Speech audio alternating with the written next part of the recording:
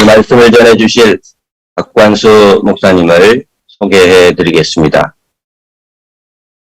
관수 목사님은 남침례교 신학대학원 목회학 박사를 하셨고, 전 남아공 사랑의 한인교회 담임 목사님을 하셨고, 현재는 거제 구영교회 담임 목사님으로 재직하고 계십니다. 선교사를 위한 기도학교를 계속 인도하고 계시고, 최근 베스트셀러는 기도가 어려운 당신에게 오늘도 기도로 숨을 쉽니다 라는 베스트셀러를 가지고 계십니다. 이 시간 목사님 나오셔서 듣는 기도, 묻는 기도, 듣는 기도, 말씀 기도라는 말씀을 전해 주실 때에 풍성한 은혜의 시간 되시기 바랍니다. 예, 안녕하세요. 우리 선교사님들 반갑습니다. 제가 작년에 몇 차례 새벽 기도에서 말씀을 봉사를 했는데 2022년 이 새해 벽두에 여러분들을 만나 뵙게 되고 말씀을 나누게 되어서 얼마나 기쁘고 또 영광스러운지 모르겠습니다. 이 코로나 시국 가운데서 이렇게 새벽마다 말씀을 듣고 기도하시는 선교사님들의 영혼과 가정과 일터에 우리 하나님의 평강이 함께 하시기를 주님의 이름으로 축복합니다. 제가 아까 소개받은 대로 4년 정도 남아공에서 한인교회 목회를 했었어요. 목회하고 4년째가 되었을 때 2010년도였는데 지금 이맘때입니다. 1월 새해가 밝았는데 제가 매일마다 제가 사는 타운하우스를 쭉 이렇게 걸으면서 계속 매일 기도하는 습관이 있었는데 그러면서 기도하면서 한국을 위해서 기도하는데 갑자기 눈에서 눈물이 쏟아지는 거예요. 그러면서 마음속에 갑자기 한국에 가고 싶다 이런 마음이 드는 거예요. 그런데 사실은 이 마음이 전혀 그 전날까지의 제 마음과는 180도 다른 거였거든요. 저나 저희 아내나 다 남아공 생활이 너무너무 행복해서 기쁘게 만족하고 있었고 목표도 너무너무 재미있었고 또 그해 연말쯤에는 이제 학교 공부도 시작하려고 하는 마음도 가지고 있었고 남아공에서 좀 오래 살았으면 좋겠다 이제 그런 마음을 가지고 있었는데 그런 얘기를 서로 나누고 있었는데 갑자기 엉뚱하게 입에서 기도하면서 한국에 가고 싶다는 그런 생각이 자꾸 드니까 이상한 거예요. 근데 이게 이제 그날만 그런 게 아니고 그 다음 날도 그 다음 날도 그 다음 날도 매일 기도하면서 한국에 생각만 하면은 갑자기 눈물이 나면서 갑자기 한국에 가고 싶다는 그런 생각이 자꾸만 난다는 게 이상하더라고요. 그래서 며칠 지나도 계속 그러니까 한 번은 제가 입을 치기도 했습니다. 이런 기도 나오면 안 된다고 나는 남아공에 더 있고 싶은 사람이라고 막 입을 치기도 했는데 그래도 안 되니까 하나님께 제가 묻기 시작했습니다. 하나님, 제가 자꾸 눈물이 나면서 한국에 돌아가고 싶은 그런 마음이 자꾸 기도할 때만 자꾸 생겨 딴 데는 아니에요. 기도할 때만 자꾸 생기는데 하나님, 이게 과연 하나님의 음성입니까? 하나님의 콜링입니까? 아니면 내 감정, 내 생각입니까? 하나님의 생각이 맞으면 저에게 알려주십시오. 그렇게 계속 하나님의 뜻이 무엇인지를 묻는 기도를 계속 했는데 그것이 무려 한 달, 두 달, 거의 석 달 가까이 계속 기도하면서 눈물 나면서 하나님께 물었는데도 하나님 명확하게 답을 안 주시는 거예요. 그래서 안 되겠다. 내가 작정 기도를 해야 되겠다 생각을 하고 40일을 작정 기도를 했습니다. 하나님, 만약에 이것이 하나님 음성이 맞다면은 제가 한국에 지금 돌아가는 것이 뭐 갑작스럽게 될 수 있는 방법이 사실은 전혀 없는 상황인데 내가 아는 사람도 없고 인맥도 없고 뭐 내가 어플라이를 할 수 있는 것도 아니고 외국에 있으니까 하나님이 정말로 저를 한국으로 부르시는 뜻이라면은 저에게 하나님의 방법으로 길을 인도해 주십시오. 그렇게 40일 동안을 작정 기도를 했는데 40일이 마치는 그날 밤에 한국에서 국제 전화가 걸려와서 한국에 목회지로 돌아오는 일이 그때부터 일사천리로 진행이 되어서 제가 그해 9월 말에 한국으로 들어오게 되었습니다. 제가 이런 경험을 하면서 여러분들에게 말씀드리고 싶은 것은 바로 묻는 기도에 관한 내용입니다. 제가 석 달 가까이를 하나님께 계속 하나님의 뜻이 뭡니까? 이것이 하나님의 음성입니까? 이것이 하나님의 소리입니까? 내 소리입니까? 하고 물었던 그 기도를 가리켜서 묻는 기도라고 이름을 부를 수가 있을 것입니다. 여러분, 우리가 기도라고 할 때에 기도의 가장 기본적인 뜻은 하나님께 요청하는 것 아닙니까? 간구라는 말과 기도라는 말이 사실은 같은 의미인데 하나님께 무엇을 간절히 구하는 것을 가리켜서 우리가 기도라고 부릅니다. 그러면서 너는 내게 부르짖어라. 내가 내게 응답하겠고 내가 알지 못하는 크고 비밀한 일을 내게 보여주겠다. 우리가 그 하나님의 명령대로 주여 주여 간절히 부르짖으면서 하나님께 기도하고 있고 또 그것이 맞는 것이고 그것이 하나님 뜻에 일치하고 우리가 그렇게 열심히 기도해야 되는 것은 당연한 것입니다. 하지만 여러분, 우리의 신앙생활은 항상 개혁이 필요합니다. 신앙은 항상 제자리 걸음하는 것이 아니라 오늘, 내일, 모레 점점점 새롭게 무엇인가 달라지고 변화하고 좀 더 나아가고 개선하는 것이 절실히 필요한데 여러분, 신앙생활의 개혁은 결국 어디에서 시작되느냐? 기도의 개혁에서 시작됩니다. 기도가 신앙생활의 핵심이라고 하면 기도가 점점 달라지면 우리의 신앙생활도 점점 달라지고 개혁될 수가 있고 우리의 삶이 변화될 수가 있는 줄로 믿습니다. 그렇다면 여러분, 기도가 개혁되어야 한다고 할 때에 어떤 방향으로 개혁되는 것이 바람직하겠는가? 우리의 기도가 점점 묻는 기도로 나아가는 것이 바람직하지 않겠는가? 저는 그런 제안을 드리고 싶습니다. 내가 어떤 뜻을 정해놓고 내가 모든 계획을 정해놓고 내가 모든 설교를 짜놓고 나서 하나님 이대로 되게 해주십시오. 이대로 나에게 이루어 주십시오. 이거 안 이루어지면 안 됩니다 하면서 내 주장과 내 계획을 하나님께 주장하면서 밀어붙이는 그런 의미의 기도도 물론 우리가 때로는 해야 되겠지만은 그러나 우리의 기도의 가장 본질은 사실은 하나님의 뜻이 무엇입니까? 저에게 하나님의 뜻을 알려주십시오 라고 하나님께 묻는 것이 오히려 우리 피조물인 인간이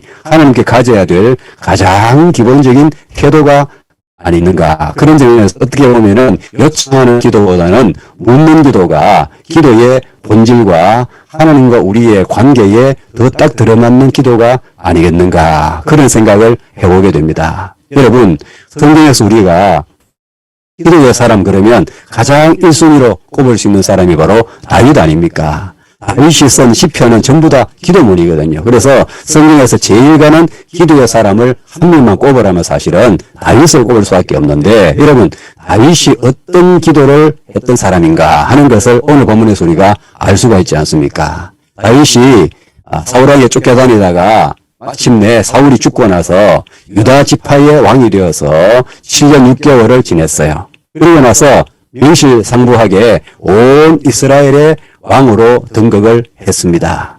그 소식을 듣자 부구대천의 원수인 블레셋이 쳐들어갔어요. 그래서 다윗이 군장을 꾸리고 전쟁터에 나가면서 하나님께 기도했지요. 하나님, 제가 먼저 블레셋을 치겠습니까? 하나님, 제가 블레셋을 공격하면 하나님이 이기게 도와주시겠습니까? 라고 하나님께 물었어요. 그래서 하나님께서 오케이 그렇게 약속하시니까 다윗이 먼저 공격을 해서 결국 블레셋을 이겼습니다. 그리고 나서 조금 있다가 또 블레셋이 두 번째로 다시 쳐들어갔어요. 그때도 다윗이 하나님께 하나님 어떻게 하면 되겠습니까? 라고 물었을 때에 하나님께서 이번에는 좀 더 상세하게 아주 상세하게 전술을 지시하셔가지고 다윗이 그 하나님의 지시에 순종해서 하니까 결국 두 번째도 대승리를 거둔 것을 우리가 오늘 본문에서 보게 됩니다. 여러분, 우리가 성경을 보면은 다윗은 전쟁 영웅입니다. 10대 시절부터 왕으로 재직하는 평생에 다윗은 전쟁을 많이 해가지고 나중에는 다윗이 성전을 짓고 싶어도 하나님께서 네가 전쟁에서 너무 피를 흘렸으니까 짓지 말라고 할 정도로 다윗은 전쟁터에서 잔뼈가 굵은 사람이고 다윗이 전쟁에 대해서 모르는 게 어디 있겠습니까? 정말 전쟁을 많이 해보고 전략 전술을 많이 짜보고 그래서 가는 곳마다 이겨서 성경에 보니까 여호와께서 다윗이 가는 곳마다 이기게 하시니라. 다윗은 가는 곳마다 전쟁의 승리를 거두었어요. 그러니까 다윗은 머리가 얼마나 뛰어난 사람이겠습니까? 전쟁의 머리가 얼마나 발달한 사람이겠습니까? 그렇게 모든 것을 잘 아는 다윗이었겠지만은, 그러나 우리가 분명히 알 수 있는 것은 하나님이 다윗을 이기게 하셨다는 거예요. 다윗이 머리가 좋아서 전술을 잘 짜서 이긴 것이 아니고, 이스라엘 군대가 많아서, 군비가 있어서, 또는 무기가 좋아서 이스라엘이 이긴 것이 아니라 하나님이 이기게 하셨는데, 그렇다면 어떻게 해서 하나님이 다윗을 전쟁터에서 이기게 하셨는가 할 때에, 다윗은 자기가 짠 전략 전술을 의지하거나 자기의 군비나 자기의 무기나 자기의 인원수를 의지한 것이 아니라 철저하게 하나님께 일일이 물었다는 거죠. 하나님 공격할까요? 하나님 방어할까요? 하나님 여기 갈까요? 하나님 저기로 갈까요? 하나님 몇 시에 공격할까요? 하나님께 상세하게 그 전쟁의 모든 일들을 세세하게 물어가면서 하나님의 허락을 받고 하나님의 응답을 받고 하나님의 결제를 득해서 전쟁에 임했기 때문에 결국 하나님이 전쟁에 능하신 여호와께서 다윗을 전쟁터에서 이기게 하셨다는 것을 우리가 알 수가 있는 거예요. 그러므로 다윗은 어떤 기도의 사람이었느냐? 다윗은 묻는 기도의 사람이었다. 왜 다윗이 묻는 기도의 사람이었겠느냐? 다윗이 자기가 똑똑하지 않아서 전쟁 경험이 없어서가 아니라 철저하게 다윗은 하나님 앞에 겸손한 마음으로 나갔기 때문입니다. 왜냐하면 여러분, 인원수 많다고 전쟁 항상 이깁니까? 무기 좋다고 항상 전쟁 이깁니까? 전술 잘 짠다고 항상 전쟁 이깁니까? 내가 100% 모든 것을 갖추어 놓아도 갑자기 어떤 일이 발생하면은 질 수가 있는 것이고,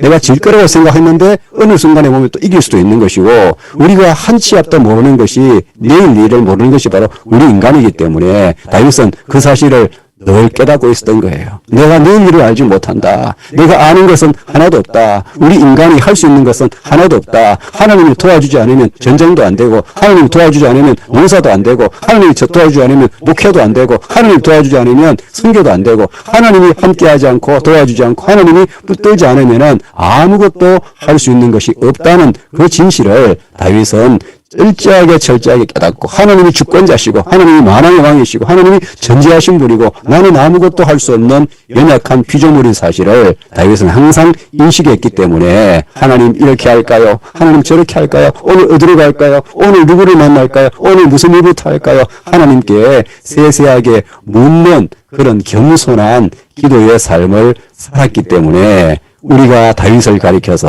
하나님의 말씀에 하나님의 마음에 합한 사람이라, 나의 뜻을 다 다윗을 통하여서 이루게 하리라고 하나님이 그렇게 다윗을 마음에 들어 하셨던 가장 근본적인 이유가 무엇이겠는가? 다윗은 어린아이처럼 모든 것을 하나님께 의지하면서 하나하나 하나님께 물어보는 겸손한 믿음의 소유자였기 때문에 그런 것이 아니겠는가? 라는 것을 우리가 기억할 때에 이 묻는 기도야말로 피조물인 우리 인간이 창조주 하나님께 취할 수 있는 가장 바람직한 기도의 자세가 바로 묻는 기도라는 것을 우리는 기억할 수가 있습니다. 그 다음에 두 번째, 이 묻는 기도와 짝이 되는, 묻는 기도와 동전의 앞뒷면이 되는 한 몸인 기도가 뭐냐? 그것은 바로 듣는 기도라고 말할 수 있습니다. 여러분, 묻는 기도와 듣는 기도는 항상 함께 가야 됩니다. 왜냐하면 내가 하나님께 물었는데 하나님의 대답을 안 들으면 아무 의미가 없는 거예요. 내가 하나님께 하나님 이거 어떻게 할까요? 하나님 어디로 갈까요? 오늘 무슨 말 할까요? 누구를 만날까요? 무슨 일을 시작할까요? 라고 물었는데 하나님 분명히 답변을 하실 텐데 그 답변을 내가 듣지 아니한다면 무슨 의미가 있겠느냐. 그래서 제가 옛날에 어떤 목사님이 그런 말씀하시는 것을 들었는데, 새벽에 많은 성도들이 주여 주여 주여 달라고 간절히 기도하는데 하나님께서 들으면서 메모하시면서 내가 응답해야 되겠다라고 계획을 짜시고 이제 내가 말해주겠다라고 말을 하려고 하니까 다 가고 아무도 없더라. 이제 그런 얘기를 제가 들으면서 웃었던 적이 있습니다. 진짜 그렇다는 생각이 들었어요. 우리가 아무리 많은 것을 달라고 했는데 하나님이 대답하려고 하는 것을 안 듣고 일어서서 가버리고 귀를 닫아버리면은 기도한 것이 무슨 의미가 있겠는가. 그래서 우리가 하나님께 물었다면은 하나님의 대답을 듣는 자세를 가지는 것이 정말로 중요한 것이다. 이런 생각을 할 수가 있습니다. 여러분, 사실은 이 듣는다는 것은 그냥 기도할 때 중요한 것만이 아니라 우리의 신앙생활, 어떻게 보면 우리의 인간의 삶의 가장 기본적인 태도가 바로 듣는 것이죠. 그래서 성경에서 이스라엘 사람들이 아침 저녁으로 외우는 말씀 쇠마, 신명기 6장 4절로 9절 말씀 우리가 잘 알지 않습니까? 들으라 이스라엘, 이스라엘아 들으라. 우리 하나님 여호와 유일한 여호와시다. 그 말씀 우리가 잘 아는 말씀인데 쇠마, 들으라는 말이죠. 동사로는 자마, 듣는다는 말인데 여러분 이 듣는다는 것이 인간의 삶의 가장 기본입니다. 자식이 좋은 자식은 어떤 자식입니까? 부모 말을 잘 들어야 좋은 자식이죠. 어떤 부하가 좋은 부하입니까? 상관의 말을 잘 들어야 좋은 부하가 아닙니까? 어떤 학생이 좋은 학생이 됩니까? 선생님 말을 잘 들어야 좋은 학생이 되는 거잖아요. 더 나아가서 우리가 인간으로서 하나님과 관계를 맺을 때에 하나님의 말씀을 잘 들어야, 경청해야 이것이 신앙인의 기본 출발점이다. 그래서 성경에서 들으라는 말이 그렇게 강조가 되어 있는 것은 하나님 말씀을 듣는 것으로 출발하지 않고는 신앙 자체는 결코 출발이 안 된다는 것을 우리가 알 수가 있습니다. 그리고 기도의 본질적인 정의에서 사실은 우리가 알 수 있는 것도 듣는 것이죠. 여러분, 기도의 가장 유명한 정의가 뭡니까? 기도는 호흡이라는 것과 또 하나 기도는 하나님과의 대화다. 우리가 이런 말을 많이 합니다. 기도는 하나님과의 대화다. 그렇게 이야기를 하는데 대화라고 하는 말은 어떤 말입니까? 두 가지로 요소가 포함되죠. 대화라는 것은 말하는 것과 듣는 것. 이 두 가지가 대화의 기본 요소입니다. 그러면 뭐가 먼저가 되어야 됩니까? 듣는 것이 먼저가 되어야 됩니다. 말하는 것이 먼저가 되는 사람은 일방적인 스타일의 사람이죠. 그러나 듣는 것이 먼저가 되어야 그 대화가 옳은 대화가 되고 우리가 어릴 때도 엄마의 말을 듣고 나서 말을 배웠지 않습니까? 우리가 말을 배우려고 하면 안 들으면 말을 못 배워. 그래서 귀가 안 들리는 사람은 말을 못하는 이유가 듣는 것이 먼저가 되면 그 다음에 말이 나오는 것이기 때문에 듣는 것이 항상 먼저가 되는 것이 바람직한데 여러분 우리의 대부분의 기도 생활을 돌아보면 듣는 것이 많습니까? 말하는 것이 많습니까? 말하는 것에 너무 치우친 것이 아닌가 그런 생각이 들어지는 거예요. 그래서 오늘 전도서 말씀에 중요한 말씀이죠. 예배할 때에 어떤 예배가 중요하냐. 예배하러 나와서 하나님께 말을 많이 하지 마라. 하나님께 급한 마음으로 말을 내지 마라. 하나님께 말을 하는 것이 중요한 게 아니고 들으라. 하나님의 말씀을 경청하는 것이 예배자에서 가장 중요한 태도라는 것을 전도서 5장에서 분명히 말씀했지 않습니까? 그런데 예배도 그렇고 기도도 그렇고 우리의 신앙생활 적용해 보면은 우리가 하나님 앞에서 말을 너무 많이 하는 것이 아닌가. 우리의 말이 너무 앞서는 것이 아닌가. 우리 말만 하고 있는 것이 아닌가. 내 말만 하고 있는 것이 아닌가. 하나님 앞에 나와서 사실은 우려나듯이 하나님 하면서 다다다다다 우리 말만 다 하고 내 생각만 다 이야기하고 내 주장만 다 펼치고 나서는 그걸로 끝 하고 일어서는 것이 혹시 우리의 모습은 아닌가. 하나님 앞에서 말을 많이 하지 말고 들으라고 했는데 우리는 과연 하나님의 음성에 얼마나 귀를 기울이고 있는가. 듣는 기도가 얼마나 우리에게 있는가. 우리의 기도가 말하는 기도에 너무 치우쳐 있는 것은 아닌가 하는 반성이 오늘 우리에게는 절실하다는 거예요. 여러분 듣는 것이 정말 중요한 이유가 뭡니까? 기도에 있어서 기도가 대화인데 하나님께 말만 하고 듣지 않으면 일방통행이고 그것은 바로 독백입니다. 내 말만 하는 것은 독백입니다. 상대방과 내가 소통이 안 되는 거예요. 소통이 안 되는 사람은 꽉 막힌 사람이고 소통이 안 되는 사람은 내 주장과 내 고집에 빠져 있는 사람이고 상대방에 대해서는 전혀 신경을 안 쓰는 태도가 바로 일방통행인데 혹시 우리의 신앙생활이 우리의 기도가 그렇게 하나님과 소통이 없이 내 생각과 내 욕심에 빠져서 내 욕심대로 내 뜻대로 이루어달라고 때를 쓰는 그런 모습으로 하나님의 생각은 아예 배제시켜 놓고 내 생각 관철시키려고 하는 그런 모습일 때가 얼마나 많은가. 이런 반성이 필요하다는 겁니다. 특별히 우리 한국 교회의 기도가 전 세계에서 가장 열심히 기도하는 민족이 우리 한국 민족 아닙니까? 한국 민족보다 더 열심히 부르짖어 기도하고 새벽 기도 열심히 하고 철야 기도하고 금식 기도하고 작정 기도하고 방언 기도하고 수많은 다양한 부르짖으면서 간절히 우리가 기도로 시간을 많이 보내는데 중요한 것은 과연 기도를 그렇게 많이 하고 열심히 하고 소리내어서 하면서도 우리의 삶이 얼마나 성화에 가까워졌는가. 반성해 볼 때에 정말 처참한 수준이라고 밖에 말할 수가 없지 않습니까? 여러분, 쉽게 말하면은 기도를 제일 열심히 하는 사람이 그 동네에서, 그 사회에서 가장 칭찬받고 존경받는 사람이 되어야 마땅할 텐데, 현실은 그렇지 않는 모습을 얼마나 많이 봅니까? 저도 어릴 때부터 모태신앙으로 교회 생활하면서 교회에서 정말 열심히 신앙생활하고 기도 열심히 하는 분인데 사실은 교회에서 문제 일으키고 상처를 주고 갈등하는 모습들을 굉장히 많이 봤거든요. 그래서 심지어는 목회자 세계 안에서 이런 말을 종종 듣는 좀 민망한 말이지만은 목회자들의 세계에서 종종 하는 말이 있습니다. 새벽기도 한 번도 안 빠지는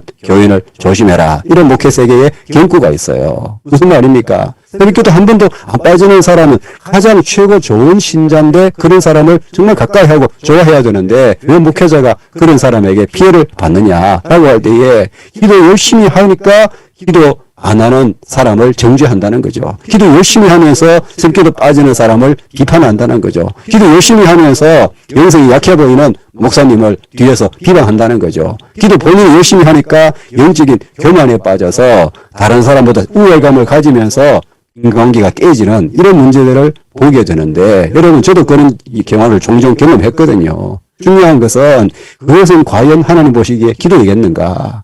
그것이 과연 기도이겠는가?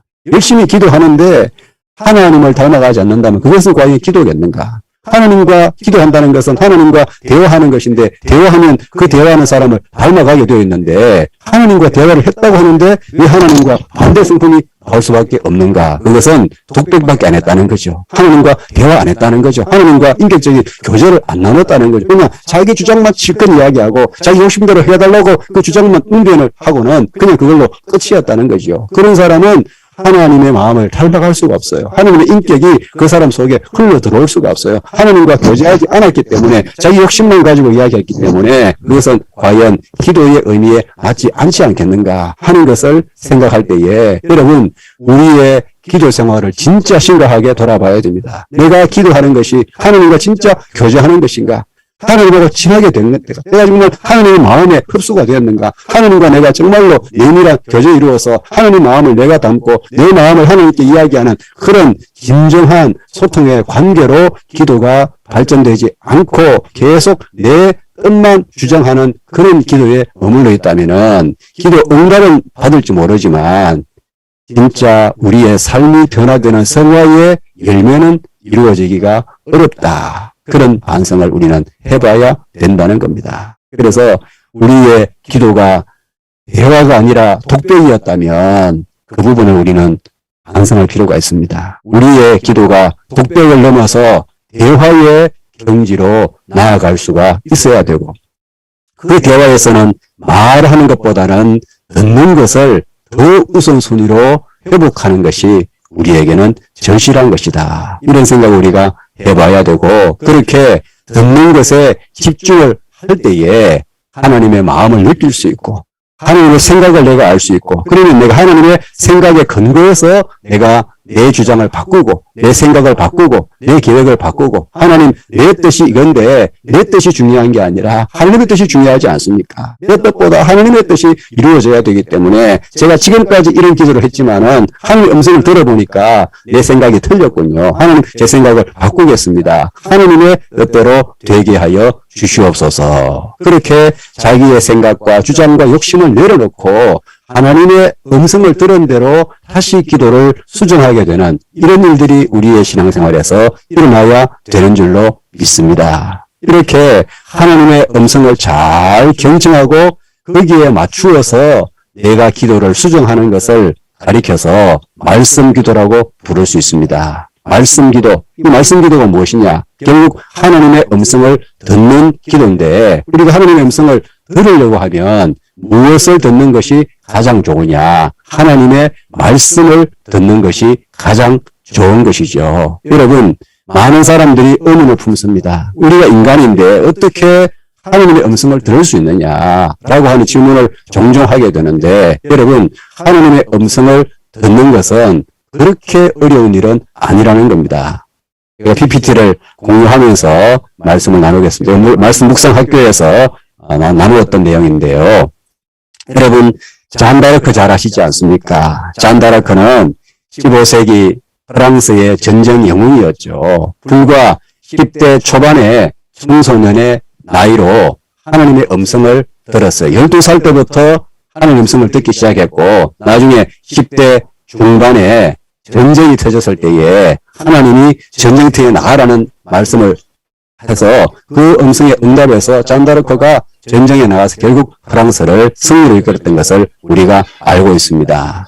이 잔다르크가 전쟁에서 이기고 돌아왔을 때에 황태자를 만났어요. 그 황태자가 잔다르크에게 이런 질문을 던졌습니다. 오, 하나님의 음성, 왜 나에게는 하나님의 음성이 들려오지 않지? 이 나라 황태자는 네가 아니라 바로 나인데 말이야. 한 나라의 황태자에게 하나님의 음성이 안 들리고 이같이 시골 출신의 평범한 소녀에게 왜 하나님의 음성이 들리느냐라고 질문을 던졌을 때에 잔다르크가 이런 대답을 했다고. 물론 이것은 극작가가 지어낸 말이지만은 성경에서 우리가 충분히 근거를 찾을 수 있는 말이죠. 잔다르크가 이런 말을 했다고 합니다. 희곡에서 하나님의 음성은 분명히 전하에게도 들려옵니다. 그러나 전하께서 그 소리를 들으려고 하지 않고 있는 것입니다. 전하께서 저녁에 그 소리를 듣기 위해 고요한 들판에 홀로 앉아 있는 일이 없었습니다. 안젤루스의 종이 울릴 때에도 전하께서 십자가를 쫓기는 했지만은 단지 그것뿐이었어요. 만일 전하께서 진정으로 기도를 드리고 종소리가 그친 뒤에도 후궁에 울리는 그 여음에 귀를 기울였다면은 전하께서는 분명히 저와 같이 하나님의 음성을 들을 수가 있었을 것입니다. 극작가 버나드 쇼가 잔다르크를 주인공으로 쓴 희곡에서 이런 대사가 나옵니다. 잔다르크의 희곡의 대사는 참 우리에게 많은 것을 던져줍니다. 왜 당신은 하나님의 음성을 듣고 왜 당신은 못 듣느냐라고 할 때에 하나님의 음성을 들으려고 하는 마음을 가지고 영혼의 귀를 집중하면 반드시 하나님의 음성이 들리는데 많은 사람들이 기도의 자세를 가지고 무릎을 꿇고 기도한다고 하지만은 하나님의 음성을 들으려고 하는 그런 간절한 마음과 집중을 하지 않기 때문에 하나님의 음성이 안 들린다는 겁니다. 하나님의 음성은 들으려고 하면 들을 수 있다. 왜냐하면 우리가 하나님의 자녀인데 우리 아버지의 음성을 왜 못 듣겠어요? 우리가 하나님의 양인데 목자의 음성을 왜 못 듣겠어요? 하나님은 항상 우리에게 24시간 말씀하고 계시는데 우리가 영혼의 귀를 쫑긋하여 하나님의 음성을 들으려고 하지 아니하고 내 생각에 충만해서 내 감정에 충만해서 내 욕구에 충만해서 내 말만 계속 늘어놓으면서 하나님의 음성을 들으려고 하지 않다 보니까 하나님의 음성이 안 들리는 것이 아닌가. 여러분, 이 인간이 하나님의 음성을 듣는 방법은 여러 가지가 있습니다. 기도할 때에 기도자의 마음에 흐름이 올 때가 있잖아요. 기도하지 않을 때도 내 마음에 어떤 변화가 자꾸만 일어날 때가 있습니다.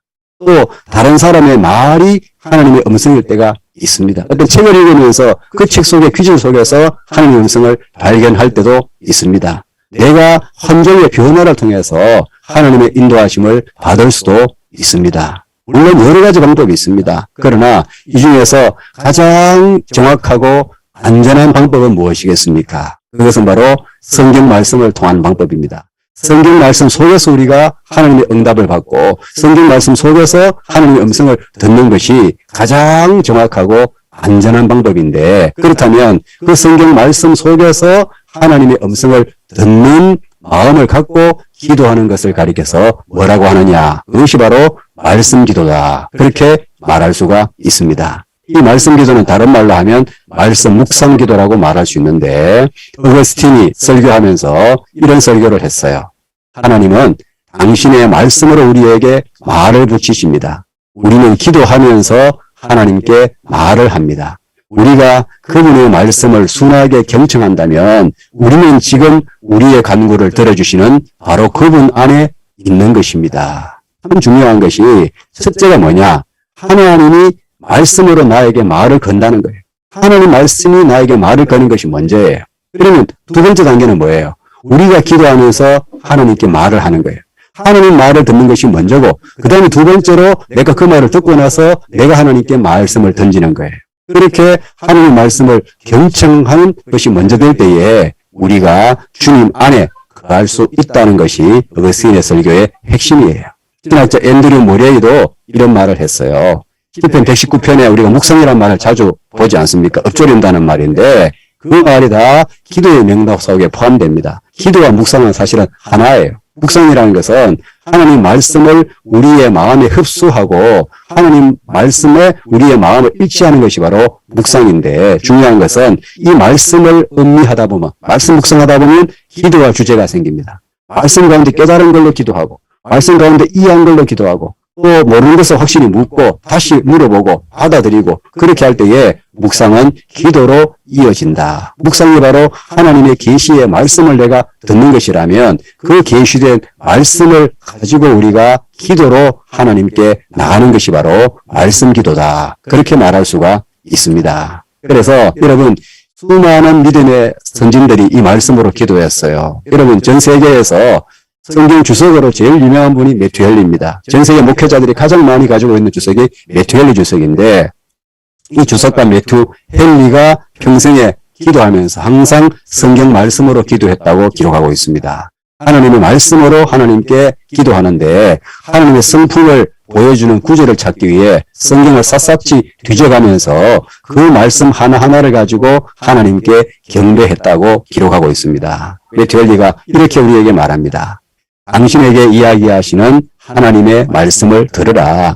하나님께 말씀드린 모든 것에 대하여 성경을 상고하라. 마치 어떤 편지에 답장을 쓸 때에 그 편지를 앞에 펼쳐놓듯이 기도할 때에 성경을 펼치라. 하나님의 말씀이 기도 가운데 당신의 바람의 안내자요 기대의 근거가 되어야 한다. 성경을 펼쳐놓고 그 성경 말씀을 가지고 기도할 때에 하나님께서 그 기도를 하나님의 마음에 일치된 기도로 들으실 수가 있다는 것이죠. 이 말씀 기도는 17, 8세기의 청교도들이 가장 많이 했던 기도의 방법이었다고 말할 수 있습니다. 청교도들의 표현에 하면은 이 말씀 기도는 약속에 근거한 기도, 하나님의 약속을 주장하는 기도라고 표현할 수 있습니다. 청교도 윌리엄 거널이 이런 말을 했어요. 기도란 것은 하나님의 말씀으로 빚어진 주장을 믿음으로 하나님께 쏘아 올리는 것이다. 기도를 강하게 하기 위해서는 하나님의 약속에서 비롯된 주장을 갖추고 그 주장을 하나님께 펼쳐놓으라. 이 하나님의 약속은 믿음의 근거가 된다. 믿음이 강해지면 열정이 더해지고 열정이 더해지면 기도가 승리로 돌아온다. 말씀 안에 강한 자는 기도 가운데 강하여진다. 그렇죠. 하나님의 말씀이 바로 하나님의 약속인데 그 약속의 말씀을 주장하면서 기도하면은 하나님이 그 기도를 들을 수밖에 없는 것이죠. 존 트랩도 같은 말을 했어요. 하나님의 약속으로 기도해야 된다. 하나님은 그분의 말씀으로 짐을 지시고 감으로 귀찮아지시고 그가 맺으신 계약에 따라 청구받으시기를 기뻐하신다. 하나님의 말씀이 약속이고 계약이니까 하나님의 계약에 근거해서 하나님을 귀찮게 하면 하나님이 안 들을 수가 없다는 말씀이고 토마스 멘톤도 말했습니다. 위로를 얻는 좋은 길은 기도 중에 하나님의 약속을 제시하는 것이다. 그분에게 그분이 손으로 직접 쓰신 것을 보여드리라. 하나님은 그 말씀에 담보이시다. 하나님이 직접 하신 말씀이니까 하나님 여기에 이 성경 말씀에 하나님 이렇게 약속하지 않았습니까? 하나님 이 약속대로 이루어 주시옵소서. 그러면은 하나님이 안 들어줄 수가 없다는 것이죠. 그래서 이 말씀으로 기도하면 말씀을 읽으면서 말씀 구절구절을 가지고 말씀 단어 가지고 말씀의 근거를 가지고 하나님께 제시하면서 기도하는 것이 기도 응답을 받을 수 있는 가장 좋은 길이 될 수밖에 없는 것입니다. 하나님은 본인의 약속을 어기는 분이 아니거든요. 그래서 이렇게 하나님 말씀으로 기도하면 응답을 잘 받습니다. 그리고 하나님 말씀으로 기도하면은 우리의 성품이 점점 변화될 수 있습니다. 아까도 말씀드렸지만 우리가 말씀에 근거하지 않고 듣는 기도를 하지 않고 묻는 기도를 하지 않고 내 주장만 외치는 기도만 많이 하면은 성품의 변화가 있기가 쉽지 않지만은 말씀을 가지고 이 말씀으로 내가 바꾸어지기를 원합니다. 그렇게 자신의 변화를 위한 기도를 많이 하게 되면 반드시 기도하는 사람은 변화되게 되는 거예요. 여러분 잘 아시는 유명한 분, 벤 카슨이라는 분 잘 아시죠? 싱크빅이라는 책으로 유명한데 옛날에 샴상동이, 머리가 두 개 붙은 샴상동이를 분리하는 수술을 세계 최초로 성공해서 이름이 알려진 분이 바로 벤 카슨 아닙니까? 존스 홉킨스 대학의 신경과의 의사였고, 나중에 정치에 입문해서 지난번 대통령 선거에 출마도 했었고, 미국의 국토개발부 장관도 했었고, 지금 정치가로 변신을 했는데, 이 벤 카슨이 이 말씀 기도에 의해서 본인이 변화했다는 고백을 하고 있어요. 이 벤 카슨이 어릴 때부터 이제 화를 잘 내는, 분노를 잘하는 그런 자기의 성격이 있었다는 거예요. 어떤 일이 있었냐면 14살 때에 친구랑 음악을 듣는데 친구가 야, 너 뭐 그렇게 시시한 음악을 듣니? 라고 하니까 그 말이 뭐 별말도 아닌데 그 말에 분노가 생겨서 가지고 있던 등산용 칼 있지 않습니까? 휴대용 등산용 칼. 그걸 휘두른 거예요. 자칫하면 친구가 죽을 뻔했는데 다행히 친구의 얼굴에 닿지 않아서 친구가 죽지 않고 살짝 혀대 바클만 끓였다고 하는데 그 소스라치게 놀랄만한 그 사건을 겪으면서 야, 내가 이렇게 친구가 별말 한마디 하는데 이렇게 분노해서 칼을 휘두르는 이런 내가 성격이면 내가 앞으로 어떻게 의사가 되겠나 그런 생각을 하면서 그때부터 성경을 읽으면서 기도했는데 잠언 16장 32절을 붙들고 기도했다고 합니다. 도하기를 더디하는 자는 용사보다 낫고 자기의 마음을 다스리는 자는 성을 빼앗는 자보다 나으니라. 아멘. 하나님, 노하기를 더디하는 자가 용사보다 낫다고 했는데 자기의 마음을 다스리는 자가 성을 빼앗는 자보다 낫다고 했는데 주여 제가 마음을 다스리게 하시고 주여 제가 노하기를 더디하게 하시고 혈기와 분노를 없앨 수 있도록 도와주십시오. 그렇게 이 말씀에 근거해서 이 말씀대로 이루어달라고 간절하게 기도하다 보니까 점점 자기의 마음에 분노가 수그러들어서 나중에는 분노를 조절할 수 있는 사람이 되더라. 그런 고백을 본인이 하고 있는 것을 봅니다. 이렇게 말씀을 근거로 내 자신의 변화를 위해서, 말씀을 근거로 교회의 변화를 위해서, 말씀을 근거로 가정의 변화를 위해서, 말씀을 근거로 우리의 사역을 위해서 그렇게 말씀을 가지고 하나님께 주장하면은 하나님께서 이 말씀을 들으실 줄로 믿습니다. 그리고 이렇게 말씀을 가지고 기도하는 것은 가장 쉬운 기도 방법입니다. 성경을 보면서 기도하면 되니까 이보다 쉬운 기도가 없어요. 어린 애도 기도할 수 있습니다. 그리고 말씀을 가지고 기도하면 하루 종일 기도할 수 있습니다. 쉬지 말고 기도할 수 있습니다. 24시간 기도할 수 있는 것이 내가 눈 감고 기도적인 걸 떠올려서 기도하려면 1시간, 2시간이면 끝날 수 있지만은 성경 속에 전부 다 기도 제목이 들어있으니까 이 성경을 펼치고 기도하면 하루 종일이라도 기도할 수 있는 그런 쉬지 말고 기도하는 가장 좋은 방법이 바로 말씀 기도가 될 수가 있다. 그런 점에서 우리가 말씀 기도를 배워나가는 것이 얼마나 중요하겠는가 이런 생각이 들어집니다. 여러분 이 말씀 기도는 성경 속에 다 들어있는데 성경에 많은 기도가 다 말씀 기도인데 그중에서 가장 대표적으로 말씀 기도가 체계적으로 잘 정리된 기도가 바로 느헤미야 1장에 나오는 느헤미야의 기도입니다. 여러분 잘 아는 대로 느헤미야 1장의 배경은 이스라엘 백성들이 바벨론 포로가 되었다가 포로에서 귀환했잖아요. 귀환해서 에스라가 스룹바벨과 함께 성전을 지었어요. 그러나 성전은 지었지만 성벽을 짓지 못했어요. 성벽을 짓지 못하고 포로에서 돌아와서 140년 넘게 성벽이 종수가 되지 못하고 성벽이 허물어져 있는 상태에 있었습니다. 그 사실을 느헤미야가 페르시아의 수관으로 있으면서 소식을 들었어요. 얼마나 마음이 아픈지. 옛날에 성벽이 없다는 것은 마치 지붕하고 벽이 없는 집에 사는 거나 마찬가지입니다. 늘 수시로 강도떼가 출몰하여서 사람들 해칠 수밖에 없는 이런 상황 속에 놓여진 것이니까 너무너무 처참하게 산다는 소식을 느헤미야가 듣고 이 느헤미야가 하나님께 울면서 금식하면서 간절히 기도했던 내용이 느헤미야 1장의 기도 아닙니까? 이 느헤미야의 기도를 보면은 첫 번째로 느헤미야는 하나님의 성품에 근거하여 기도했습니다.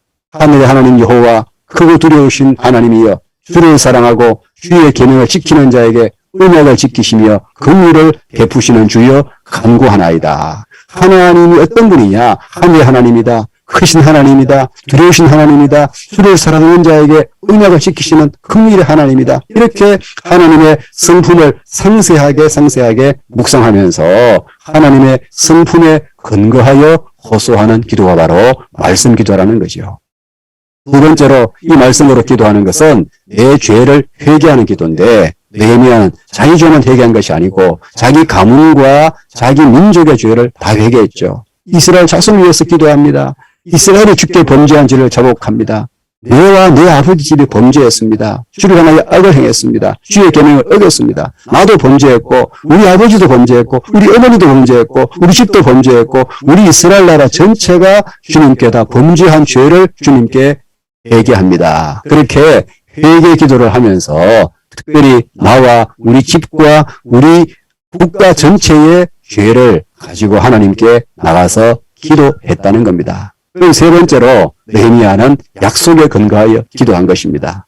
1장 8절부터 말합니다. 옛적에 주님께서 모세에게 말씀하지 않았습니까?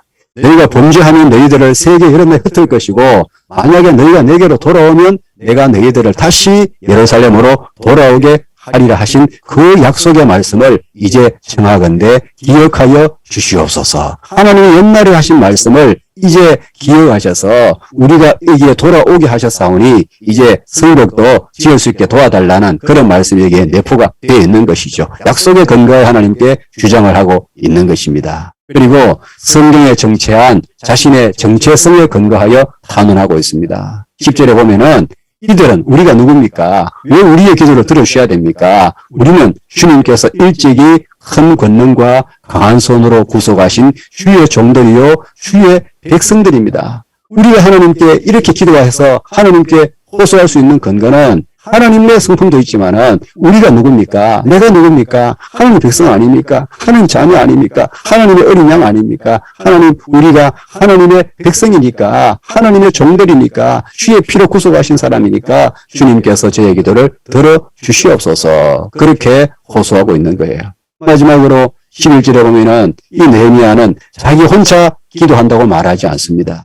주여 귀를 기울이사 종의 기도와 주의 이름을 경외하기를 기뻐하는 종들의 기도를 들으시고 이스라엘 백성들 지금 전부가 하나님께 기도하고 있습니다. 내만 기도하는 거 아닙니다. 함께 다른 사람들과 함께 한 마음으로 기도하오니 하나님께서 우리의 기도를 들어주시옵소서. 그렇게 공동체로서 기도하는 것을 하나님께 강조하고 있습니다. 여러분, 하나님의 성품에 근거한 기도, 나의 죄와 민족의 죄를 안고 회개하는 기도, 약속의 말씀에 근거하여 주장하는 기도, 성경에 근거한 정체성에 근거하여 탄원하는 기도, 다른 사람들과 함께 한 마음으로 기도할 때에 하나님께서는 우리의 기도에 응답하여 주실 줄로 믿습니다. 이것이 바로 말씀을 붙잡고 기도하는 말씀 기도고, 특별히 이렇게 우리 세계 선교사 새벽기도, 금요기도를 통하여서 이 말씀을 가지고 기도하는 것이 하나님이 얼마나 기뻐하시겠는가, 저는 그런 생각을 하고 얼마나 마음이 설레는지 모릅니다. 우리 선교사님들이 함께 한 마음으로 이 매일 새벽마다 모여서 이렇게 말씀 붙잡고 간절히 하나님께 기도하고 있고, 또 이번 주부터는 24시간 열방을 위해서 기도를 하는 것을 볼 때에 우리 하나님의 마음이 얼마나 벅찬 기쁨으로 춤을 추시겠는가, 그런 생각을 합니다. 혼자 기도하는 것도 할 수 있지만은 이렇게 함께 힘을 모아서 마음을 같이 해서 한 마음으로 24시간 같이 기도할 때에 우리 하나님께서 세계 민족을 구원하시고 부흥의 역사를 일으켜 주실 줄로 믿습니다. 이렇게 우리가 함께 기도하는 기도의 동지들이 모일 때에 우리의 기도는 좀 더 효과적이고 파워 있는 기도가 되는 줄로 믿습니다. 그래서 제가 이번에도 기도 학교를 통해서 또 기도의 동지들을 함께 만나려고 하는 계획을 가지고 있습니다. 제가 작년에 말씀 기도 학교를 해서 총 124명이 수강하셨는데 그중 69명이 선교사님들입니다. 절반 이상이 선교사님들이신데 우리 선교사님들 만나서 제가 함께 기도 학교를 통해서 같이 기도하는데 정말 제 자신이 기도의 동지, 기도의 동력자들을 얻었다는 느낌을 가지고 얼마나 기뻤는지 몰라요. 제가 비록 하면서 힘은 들지만은 기도의 동지들을 만나는 것이 너무너무 행복하더라고요. 그래서 이번에도 3기 기도학교를 개설하는데 이제 다다음 주까지 신청을 받으려고 하는데, 이런 기도학교를 통해서 체계적인 말씀 기도를 배우고 기도의 의미들을 제대로 파악하면서 함께 기도를 하는 기도의 동지들을 만날 수 있다는 것이 얼마나 가슴 벅찬 행복인가, 저는 그렇게 지금도 마음이 많이 설레입니다. 여러분들 가운데 마음이 움직이시는 분들은 함께 기도학교 입학하셔서 기도의 동지들과 함께 기도를 체계적으로 훈련하는 그런 습관들을 터득하시면 좋겠다 하는 생각을 하면서 우리 선교사 새벽기도에 참여하는 우리 모든 선교사님들이 일평생에 겸손하게 하나님 앞에 묻는 기도를 드리시고 하나님의 음성에 귀를 기울이는 듣는 기도자가 되시고 더 나아가서 하나님의 말씀, 성경을 붙잡고 기도하는 말씀 기도자가 되셔서 하나님이 기뻐하시는 기도의 용사들로 다 세워지시기를 주님의 이름으로 축복합니다. 아멘. 감사합니다. 귀한 말씀 너무 감사합니다. 이 시간 김인여 목사님 합심기도 인도해 주시겠습니다.